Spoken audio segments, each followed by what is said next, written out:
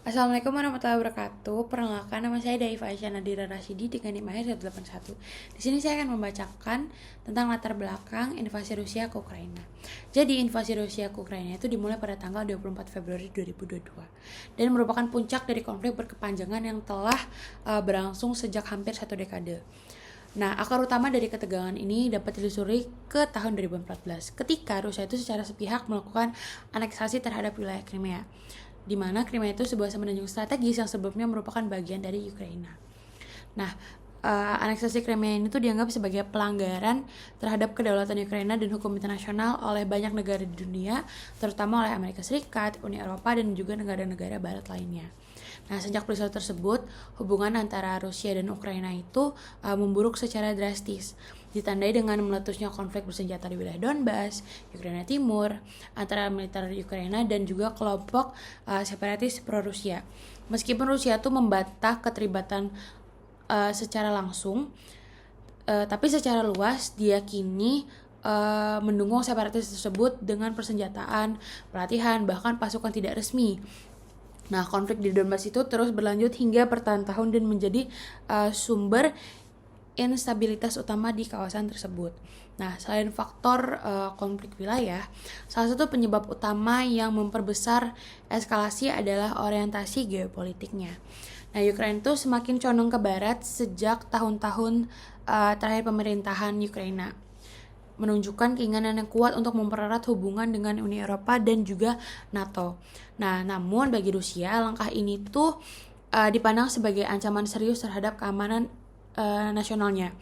Secara khusus, keinginan Ukraina untuk bergabung dalam NATO itu tuh memicu kekhawatiran yang sangat besar di Moskow. NATO tuh sebagai aliansi militer yang didirikan selama Perang Dingin untuk menahan pengaruh Uni Soviet, kini dianggap oleh Rusia tuh masih berfungsi sebagai alat ekspansi pengaruh barat ke wilayah-wilayah yang dulunya itu berada dalam lingkup pengaruh Soviet. Jika Ukraina itu bergabung sama NATO, aliansi tersebut akan memiliki kehadiran langsung di perbatasan Rusia yang oleh Kremlin dianggap tidak dapat terima secara strategis maupun secara politis. Nah, lebih dalam laginya, konflik ini tuh juga terkait erat dengan ketegangan historis yang muncul setelah bubarnya Uni Soviet pada tahun 1991. Banyak elit politik Rusia, termasuk Presiden Vladimir Putin, beranggapan bahwa Ukraina itu adalah bagian yang tak terpisahkan dari sejarah dan identitas Rusia. Gagasan tentang dunia Rusia atau Ruski Mir menjadi narasi yang digunakan Kremlin untuk membenarkan intervensinya. Oleh karena itu, invasi Rusia ke Ukraina itu merupakan gabungan dari persoalan keamanan regional, ambisi geopolitik, terus serta sentimen historis dan kultural yang sudah mengakar sejak lama. Sekian penjelasan latar belakang dari saya. Selanjutnya akan dilanjutkan oleh rekan saya. Terima kasih. Saya Dian Verifikasa dengan NIM AHIR 040 yang menjelaskan apa saja faktor utama yang menyebabkan Rusia ini menginvasi Ukraina pada tahun 2022. Nah, yang pertama, apa faktor utamanya bila dilihat dengan perspektif realisme. Jadi kalau dilihat dari perspektif realisme, invasi Rusia ke Ukraina ini dapat dijelaskan dengan logika dasar mereka, yaitu negara bertindak demi mempertahankan keamanan dan kekuasaannya melalui sistem internasional yang anarkis.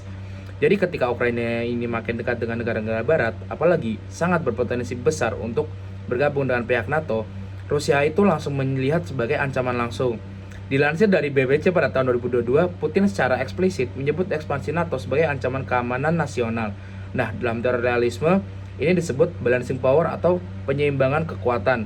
Rusia ini merasa harus bertindak sebelum kekuatan lawan menjadi semakin besar. Jadi, invasi itu dilihat sebagai langkah pertahanan dan bukan agresi, menurut logika mereka. Seperti yang dijelaskan oleh Kenneth Waltz, negara akan berusaha bertahan hidup dengan menjaga keseimbangan kekuatan di sekitar. Poin yang kedua, bagaimana aneksasi Crimea pada tahun 2014 dapat memicu ketegangan jangka panjang antara negara Rusia dan negara Ukraina dengan perspektif realisme. Dari sudut pandang realisme ini sendiri, aneksasi Crimea adalah bagian dari strategi Rusia untuk mempertahankan pengaruh dan kekuatannya di kawasan tersebut. Untuk yang belum mengerti Crimea itu wilayah yang sangat strategis, terutama karena punya pangkalan militer Laut Hitam yang sangat berguna untuk militer Rusia tersebut. Nah, ketika Ukraina jatuh ke tangan pemerintahan yang pro-barat, Rusia akan berpikir kalau mereka itu selalu bisa kehilangan akses kepada negara-negara lain.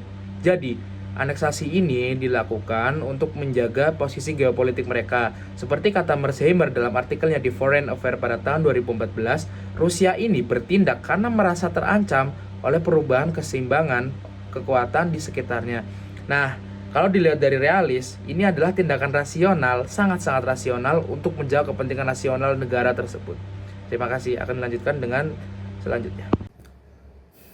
Perkenalkan, nama saya Afriza Rakaputra dengan NIM akhir 160. Di sini saya akan menjelaskan faktor ancaman ekspansi NATO. Rusia menganggap ekspansi NATO ke Eropa Timur sebagai ancaman langsung terhadap keamanan nasionalnya. Setelah berakhirnya Perang Dingin, NATO mulai memperluas keanggotaannya ke negara-negara bekas blok Soviet yang dipandang Rusia sebagai pelanggaran terhadap kesepakatan tidak tertulis bahwa NATO tidak akan bergerak ke timur. Ekspansi ini dianggap mengancam karena mendekatkan kekuatan militer barat ke perbatasan Rusia, yang mana mengurangi zona penyangga yang secara historis melindungi negara tersebut dan mengubah keseimbangan kekuatan di Eropa yang merugikan posisi strategis Rusia. Ukraina sebagai kandidat anggota NATO merupakan garis merah bagi Rusia karena beberapa faktor strategis yang krusial. Ukraina berbagi perbatasan sepanjang 2.000 km dengan Rusia dan memiliki posisi geografis yang sangat strategis sebagai penghubung antara Eropa dan Asia. Keanggotaan NATO Ukraina akan menempatkan pasukan dan sistem senjata NATO langsung di perbatasan Rusia, mengancam pangkalan militer penting di Sevastopol, Crimea, dan berpotensi mengganggu kendali Rusia atas jalur transit yang vital bagi ekonomi negara tersebut.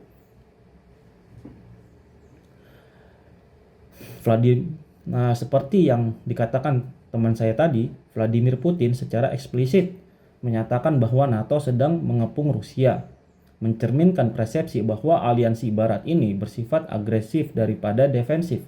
Rusia merasa dikhianati oleh janji-janji Barat di era pasca Perang Dingin dan melihat ekspansi NATO sebagai strategi untuk mengisolasi dan melemahkan posisi Rusia di panggung internasional. Sebagai respon, Rusia melakukan modernisasi militer besar-besaran dan mengembangkan senjata-senjata canggih dan juga membentuk aliansi tandingan seperti CSTO dan mengambil tindakan militer preventif untuk mencegah ekspansi NATO lebih lanjut. Dinamika ini dapat dijelaskan melalui teori realisme dalam hubungan internasional, khususnya konsep ancaman eksternal dan penyeimbangan kekuatan. Menurut perspektif realis, negara-negara bertindak berdasarkan persepsi ancaman terhadap keamanan nasional mereka, dan ketika satu kekuatan tumbuh terlalu dominan, negara lain akan berusaha menyeimbangkannya. Dalam konteks ini, Rusia melihat ekspansi NATO sebagai ancaman eksistensial yang memerlukan respon tegas, dan tindakan-tindakan Rusia merupakan upaya untuk menyeimbangkan dominasi NATO di Eropa. Konflik ini pada dasarnya mencerminkan kompetisi antara kekuatan-kekuatan besar dalam sistem internasional yang anarkis, di mana tidak ada otoritas supranasional yang dapat menjamin keamanan setiap negara. Sekian, terima kasih. Assalamualaikum warahmatullahi wabarakatuh. Halo semuanya, perkenalkan nama saya Muhammad Abi Azhar dengan akhiran NIM 164. Di sini saya akan membahas mengenai kepentingan geopolitik dan keamanan Rusia dalam menginvasi Ukraina. Ada 3 poin di sini yang saya akan bahas. Yang pertama adalah Ukraina penting sebagai buffer zone antara Rusia dan Barat. Yang kedua itu ada poin wilayah seperti Crimea itu penting bagi kekuatan militer Laut Hitam. Yang ketiga, Rusia ingin mempertahankan pengaruhnya di wilayah ex-Uni Soviet. Oke, di sini Ukraina secara historis dan geografis telah berfungsi sebagai zona penyangga yang vital bagi Rusia atau antara Rusia dengan negara-negara Barat. Posisi Ukraina yang luas dan datar ini menjadikannya koridor alami atau pembatas alami untuk pergerakan militer baik secara ofensif maupun defensif. Selama Perang Dingin ataupun jauh sebelum Perang Dingin, Ukraina ini seringkali menjadi medan persaingan pengaruh dengan berbagai pihak yang berusaha menguasai atau menetralkannya untuk mengamankan perbatasan mereka. Rusia secara konsisten memandang ekspansi NATO ke arah timur atau ke wilayah timur ini sebagai ancaman langsung terhadap keamanannya dan pengaruh globalnya. Keinginan Ukraina atau potensi Ukraina menjadi anggota NATO itu dianggap Rusia sebagai garis merah yang tidak dapat dilanggar oleh Moskow. Kekhawatiran Rusia tersebut itu berakar pada keinginan untuk mempertahankan pengaruh dominan di bekas republik-republik Soviet. Kemudian ada pandangan atau paradigma dari buffer zone ini telah bergeser secara dramatis, yang mana itu sebelumnya kan Ukraina secara historis berfungsi sebagai penyangga. Namun sekarang Rusia itu harus secara aktif membangun atau menciptakan buffer zone-nya di dalam wilayah Ukraina itu sendiri. Presiden Rusia yaitu Vladimir Putin telah menyatakan kebutuhan untuk membangun buffer zone di wilayah Ukraina tersebut, yaitu bertujuan untuk melindungi wilayah perbatasan Rusia dari serangan drone ataupun serangan artileri.